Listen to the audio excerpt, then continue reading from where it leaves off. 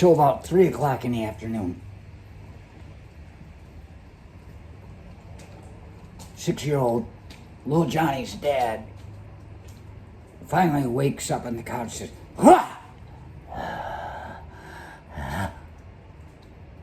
You see, he doesn't suffer what they would call culture shock from Vietnam.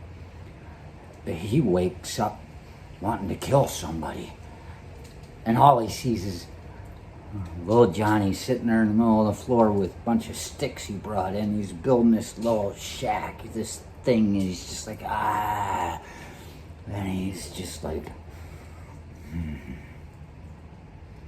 Joshi, Dupa Joshi, why you bring sticks into the house and build things?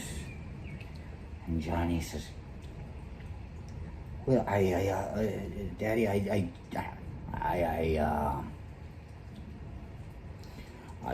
just wanted to build it so I could take out back and burn it. And his dad's like, it's just, that's all fine and dandy, but how about before you do that, you go into town and get me a 30-pack, a pack of smokes, and come back before you've wasted any time. And he says, well, that's all fine and dandy, Dad, but we don't have any money and I'm hungry. He says, well, tell you what, you go over behind the neighbor's house, they got those ducks in the pond, you steal one of those ducks and you can get yourself a candy bar. Take it down, sell it. That'll be enough to get me what we need.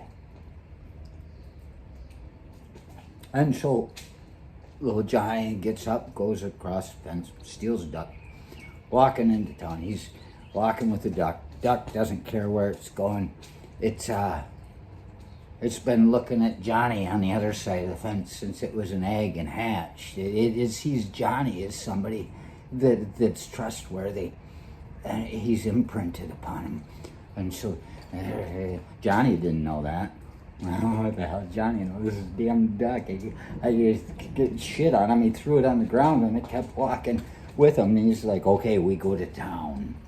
And so they're going into town, and they're walking by this whorehouse. You know, they're not in the best part of town where little Johnny's dad lives, and this woman's like, hey, little boy, and he's like, and he's feeling things. He feels the same thing every time he goes by him. And she's, come on in. And she's just having fun. She said, how about it, ditto? And he's in there already. And he's like, yeah, well, what's it cost? And she tells him, he says, I don't have that kind of money, but I really want it. And she says, well, how about you just give me the duck? And he says, I'm gonna get my ass beat, but I'm used to it. So he says, okay. So he takes her in, they get behind these drapes, and the duck's standing there looking at him, and he gets down and he's looking at it. He's never seen this before. He's looking at it and he gets so close, he's like, I like it. And he just hauls up on her and starts hammering away. He's just all over the place. There's a lot of screaming going on. And she achieved 3 orgasms by the time he was finished. And it didn't take long. It was his first time. And she's like, oh my God. She just actually, she like saw the lights of heaven shining through the ceiling of that dank place.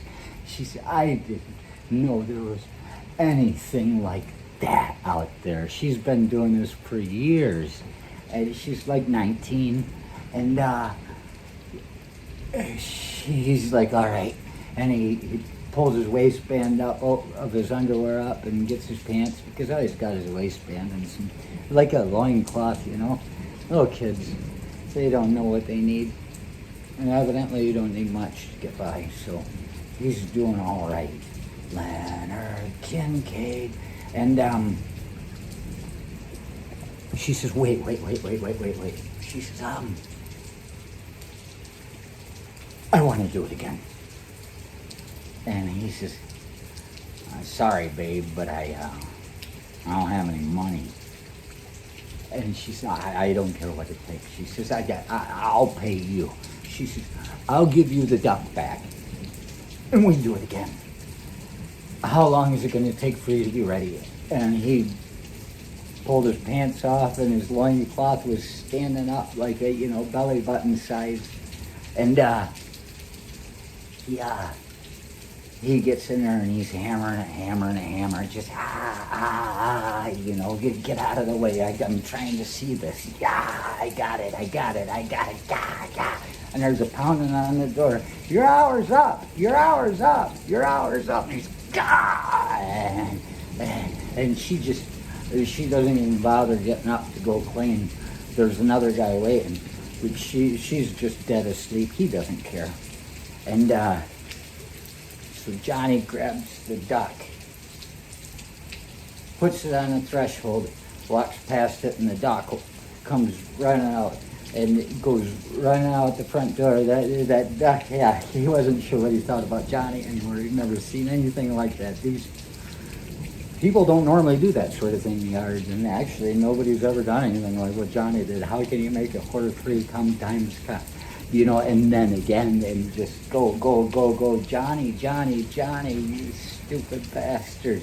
You got what it takes to make a woman love you.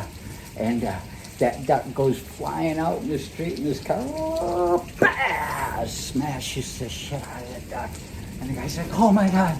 And Johnny's out there, he's like, I thought I was going to get away without an ass beating, because he was going to sell the duck still. And this guy gets out. He's like, oh my God, your poor duck, I'm sorry. And he says, I can't let these women in here know that I just ran over some kid's duck, because some of them are sensitive. He was pulling in there himself. And so how about this? He said, there's $30. It's supposed to be 15, but I threw in a 30 pack, and these days prices, I changed it. And the kid's like, okay. So he goes to the store, he gets the 30 pack for Pops, buys him a pack of smokes, and a king size Snickers bar. Yeah, he's ready for a nap. And he gets home and his dad's like, Jesus fucking Christ, my God. Damn, a hangover's coming on. I haven't had one of these in years. Where have you been?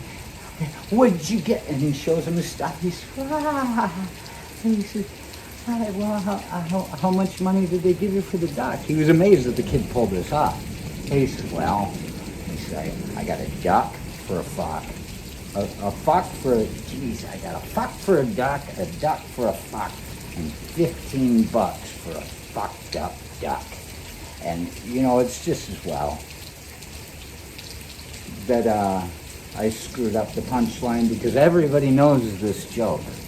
I mean, this is Johnny at his youth. This is Johnny when he's just getting started, first couple episodes. So you know how the joke goes.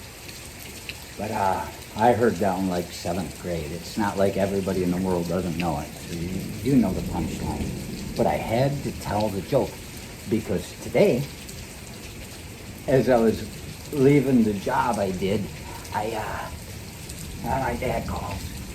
I go, and I know that if I tell my dad I'm driving, I can get off the phone, because he does not like people talking on the phone when they drive. I don't like to do it. And I tell the truth, I'm like, hey, I just got on the phone. I just got on the road. And I said, I can't talk. I just can't. I said, I'm getting into this crazy traffic, and people are wild. And I said, I can't think and talk at the same time. I can't talk and think at the same time. And, that's why I get punched in the face so often. What did I say?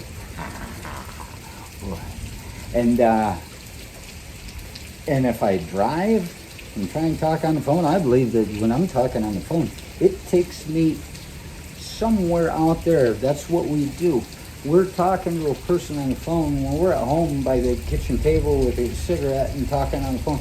You are seeing that person's face. The same way you read a book or listen to the radio, you're imagining what this person looks like, and you're going to the place where you're talking. It's pulling your mind away from the task at hand. And so, sometimes I end up places when I'm on the phone talking. I'm like, I don't even remember getting there. This is scary. The traffic is crazy. And he's like, oh, yeah, oh, yeah, okay, you better go. And I was like, wow, that was amazing. That could have been a 2-hour conversation. My dad can really get going. I don't know where he gets it. And so then he talks for another 3 minutes, and he says, oh, and I said, I gotta go. And he goes, oh, hey. And so I hang up, and I come out, and I'm on the road, and then it splits lanes, and the car in front of me coming up on a light, he takes the right lane where it becomes 2, and I'm moved to the left. Nobody's speeding. I just go to 50 and 45, and we're coming like that. And I can see coming up at the light, there's a truck, an SUV waiting to make a left as soon as we pass. And he's pretty much right on the line of my lane. He was a little bit far out there. You never want to keep your wheels turned like that when you're getting ready to make a left, because somebody hits you, it pushes you into the oncoming traffic. You want to stay there straight and then take a left. It's just defensive driving. I've had to take these classes several times over the years. And so I'm coming up there, and as I'm there approaching here, I can see it looks like a rug or something on the road in his lane, right in the middle of his lane. And I'm like, I see, oh, what the hell is that? And all of a sudden I realize it's a mother duck with a band of the ducklings. They're just surrounding her like, ah. They're in the very middle of the road there. And I was like, oh no. And he hit the brakes and was turning to get around them. You're supposed to hit the ducks. I don't like the idea of it, but according to the way you're supposed to drive, you're just supposed to just go straight. It's either you or you try and go around them, you hit a tree or something, that deer goes running off. But he's coming on me, and I'm like, whoo! And I was already over toward the center line there, so that I didn't clip the truck that was making a left-hand turn. So I'm already over him. And he's like, "Rah, rah," and I see him coming at me, and I'm just getting to the front of that truck, and I'm like, oh, shit. He's gonna drive around him. And I just hit my brakes, but it was too late. And my anti-locking brake stuff started coming on. I was like, whoa, but I was just going to smash him. And he turned like that. And once I got around the side of that truck, I turned to come like that on its angle like that. It was like that. And I started sliding sideways, but it was never squealing. It was just hanging on. And I must have been just a foot. We were parallel as I'm sliding sideways, and he's slow, and I'm going to smash him. And I just said, whoo! And I gunned it and went flying right between that little angle between the SUV and him. And wow! And I was just like, and I said it. I said, wow!